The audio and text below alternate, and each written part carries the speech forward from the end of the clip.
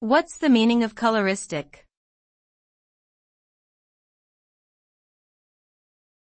Coloristic.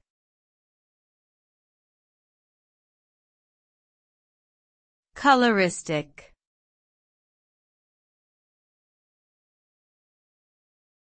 Coloristic.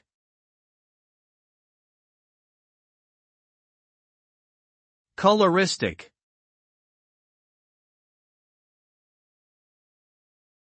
The term coloristic refers to an emphasis on the use of color in a particular work of art or artistic style.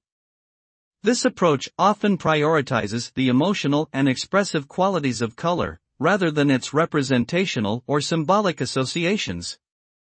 The result of a coloristic style can be an intense and dynamic visual experience, with colors used to create a powerful sense of atmosphere, mood, and energy. Coloristic techniques have been used by many artists throughout history, including the Impressionists, Expressionists, and Fauvists, among others.